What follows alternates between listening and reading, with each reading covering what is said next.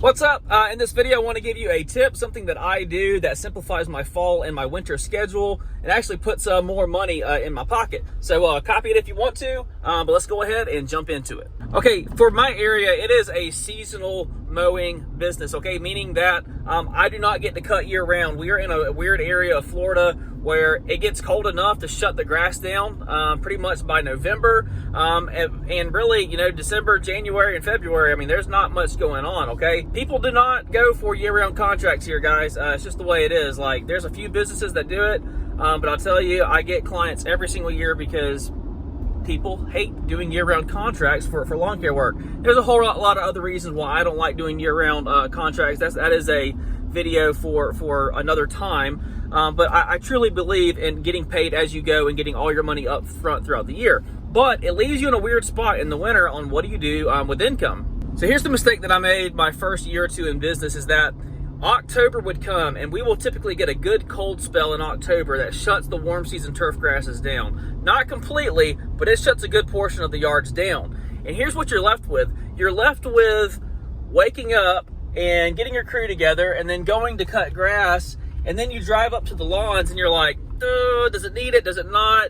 And then you're making a judgment call on every single lawn you drive up to. That was a disaster, okay? That wasted so much time. It was so inefficient, okay? That was the first problem, all right?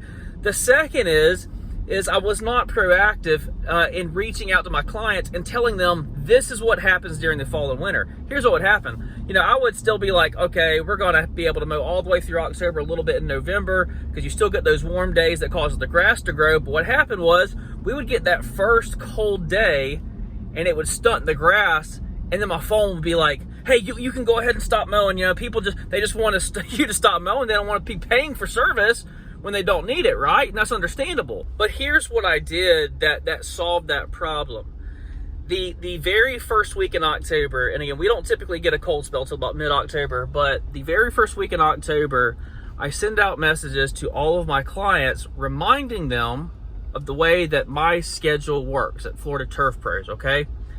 It is a fall and winter service information update letter, all right? I send this out in an email through Yardbook. The gist of it is this. It is a frequently asked questions bullet point list, okay? The first thing is weekly lawns move to every 2 weeks in October, okay? We cut until the week before Thanksgiving every year. And here's why that's important. Whenever we get that first cold spell in October, if I have not already reached out to my clients and told them what to expect, what is going to happen, they don't know.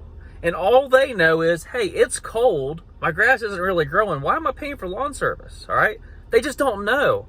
But if you will proactively reach out to all your clients before that first cold spell and say, hey, just so you know, this is what happens. This is a reminder. This is what happens during the fall and winter. I do that, and it keeps people from canceling their lawns out, because that's the last thing you want, is to have, you know, over half your lawns canceled out, when really there's still a lot of the lawns that still need to be taken care of during October and November.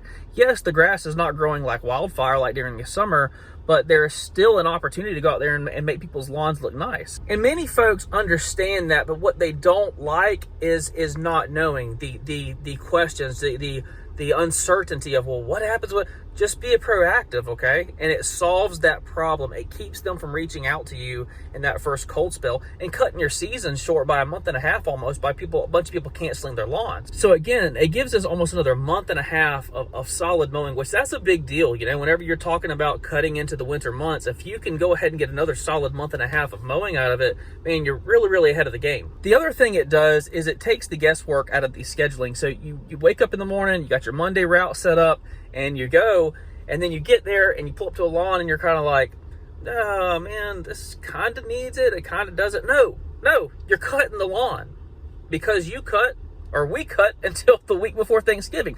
You don't have to do the same thing that we do, but I just found that, hey, let's keep people's lawns looking really, really sharp all the way up until Thanksgiving, and people appreciate that. But again, what it does is you pull up to people's lawns and there's no guesswork, okay? Yes, the grass isn't growing as fast, but you know what? You're there, you pulled up, you told people that you're cutting until the week before Thanksgiving. Everybody's on the same page. You make money, their lawn looks nice. You're not having to waste time driving out to somebody's lawn only to not do it. What is that? That is a terrible idea. Don't do that. All right. So set the expectation up front before you get that real good cold snap, and then you got everybody messaging you wondering what the heck's happening with their service and wanting to cancel and pause service. Look, tell people what happens. You set the tone for what is supposed to be happening with their lawn service, and again, puts more money in your pocket, and it just simplifies the scheduling throughout the year. One of the best things that I've done for my business.